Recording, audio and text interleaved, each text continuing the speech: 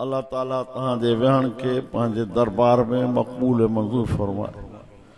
तमाम हुफ़ाज़ ऐं उलमाए किराम के संदन कुरान करीम जी याद करण ते ऐं संदन इल्म पढ़ण ते उन्हनि के उन्हनि जे वरसा के मदरसे वारनि खे मां पंहिंजे तरफ़ां मुबारक चवां थो।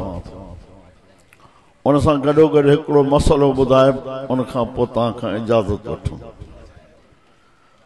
मुंहिंजे मोहतरम बिरादरम हज़रत मौलाना मोहम्मद कासिम साहब उन मसइले जी निशानदेही कई पर आवाज़ पहुतो अलाए कोन पहुतो। हदीस पाक में लिखियो पियो आहे त क़यामत जे ॾींहुं फोटू कढंदड़ खे अल्लाह सां चवंदो त इन में तूं साह विझ। जेसि ताईं इन में साह न विझंदो तेसि ताईं उनखे अज़ाब पियो थींदो। हाणे इन मसइले खे तव्हां सोचे पोइ भली पिया फोटू कढो।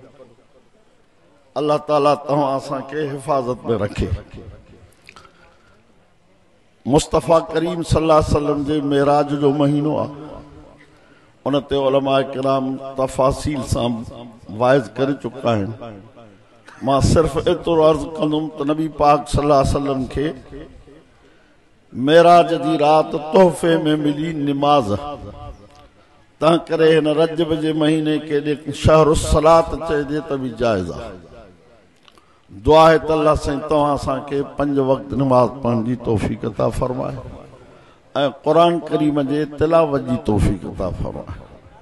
हिकिड़ो दफ़ो कलमो पाक पढ़ो, ला इलाहा इल्लल्लाह मुहम्मदुर रसूलुल्लाह सल्लल्लाहु अलैहि वसल्लम। तिबरानी शरीफ जी हदीस में लिखियो पियो आहे त जेको शख़्स इन कलमे पाक खे रोज़ानो 24 कलाकनि में 100 दफ़ा पढ़ंदो क़यामत जे ॾींहुं उथंदो उन जो चेहरो 24 जे चंड वांगुरु चमकंदो। ॿी हदीस पाक में लिखियो पियो आहे मुस्तफ़ा करीम सल्लल्लाहु अलैहि वसल्लम फरमायो जेको मुंहिंजो उम्मती इहो कलमो पढ़ंदो उन जे खाते में जन्नत जो प्लाट लिखिजी वेंदो। केतिरो इहो कोन्हे ॿुधाए त प्लाट केतिरो, छो त जन्नत जे लाइ अल्लाह क़ुरान में फरमा अर्ज़ुहा का अर्ज़ समा वल अर्ज़। जन्नत जी विकराण आसमान ज़मीन खे मिलायो अञा वॾी आहे। फरमायो वह कयान उहे प्लाट ख़ाली। उन जन्नत जे प्लाट ते महलात ठहराइण लाइ मुस्तफ़ा करीम सल्लल्लाहु अलैहि वसल्लम तव्हां असांखे वज़ीफ़ो ॾसी आहे। फरमायो जेको मुंहिंजो उम्मती 24 कलाकनि में 10 दफ़ा कुल अल्लाह पढ़ंदो। छा बाबा ॻाल्हाए मां सां 10 दफ़ा कुल अल्लाह पढ़ंदो। हिकिड़ो दफ़ो गॾिजी सभई पढ़ूं। औज़ु बिल्लाहि मिनश शैतानिर रजीम बिस्मिल्लाहिर रहमानिर रहीम क़ुल हुवल्लाहु अहद अल्लाहु समद लम यलिद वलम यूलद वलम यकुल लहू कुफुवन अहद। तहां सां समूरनि जे खाते में 10 सिपारनि जो सवाब लिखिजी। हज़रत अली रज़ियल्लाहु ताला अन्हु खे मुस्तफ़ा करीम सल्लल्लाहु अलैहि वसल्लम फरमायो त जेको मुंहिंजो उम्मती बल्कि फरमायुसि त तूं तेसि ताईं न सुम्हंदो कर जेसि ताईं क़ुरान जे ख़त्मे जो सवाब पंहिंजे नामे आमाल में न लिखराए। हज़रत अली साईं सचो रज़ियल्लाहु ताला अन्हु फरमा हाज़िर मुंहिंजा साईं मुस्तफ़ा करीम सल्लल्लाहु अलैहि वसल्लम फरमायोसि त सवलो करे ॾियां। चइसि सवलो करे ॾियो। फरमायुसि त 3 दफ़ा कुल अल्लाह पढ़ी पोइ सुम्हंदो कर त तुंहिंजे खाते में 30 सिपार जो सवाब लिखी। फरमा दोस्तनि खे ईअं बि अर्ज़ु कंदो आहियां त 3 दफ़ा पढ़ी पोइ पंहिंजे वॾड़नि जे रूह खे ईसाल सवाब कंदा कयो। छो त नबी साईं फरमायो त जेको क़ब्र में आहे इहो ईअं सम्झो त वॾे समूड में आहे। अल मुस्तगीस जेको मदद जी तलब कंदो आहे त आहे कोई जेको मुंहिंजी मदद करे। तंहिं करे 3 कुल पढ़ी रोज़ाने पंहिंजे वॾड़नि जे रूह खे बख़्शींदा कयो। 10 दफ़ा कुल अल्लाह 24 कलाकनि में फरमायो तुंहिंजे लाइ महलात ठहंदो जंहिंमें सिर सोन जी सिर चांदी जी गारो अतुर अंबर जो। अब खपे इहो महलात। वो 10 दफ़ा कुल अल्लाह पढ़णु सवलो आहे ॾुखियो आहे। हा अज़म कयो त इंशाअल्लाह इहो अमल कंदासीं। महबूब फरमाए सुम्हण जी नमाज़ जमात सां, सुबुह जी नमाज़ जमात सां, सॼी रात सुता पिया हुजो तव्हांजे नामाए आमाल में अल्लाह साईं सॼी रात इबादत जो सवाब लिखाईंदो सॼी रात।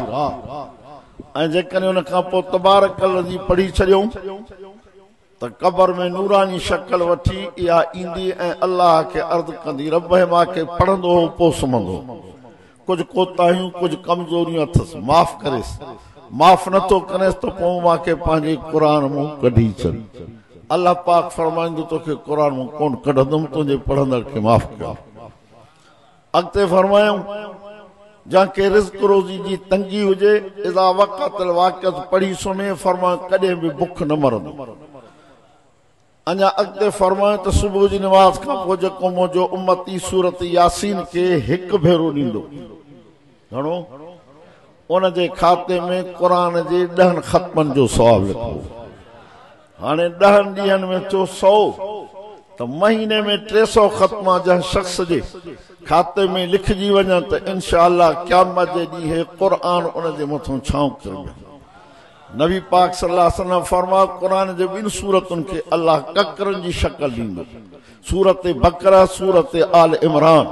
फरमाईंदो वञो पढ़ंदड़नि जे मथां छांव करियो। ॿियो छांव हूंदो अर्श जी, उन में 7 क़िस्मनि जा माण्हू बीहंदा, पर सभई मां कोन ॿुधाईंदुमि, सिर्फ़ 2 ॿुधाईंदुमि।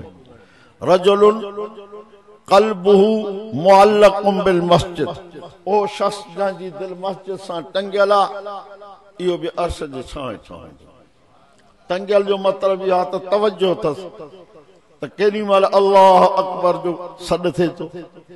ॿियो फरमायो रजुलुन ज़कर अल्लाह ख़ालियन फफ़ाज़त ऐना,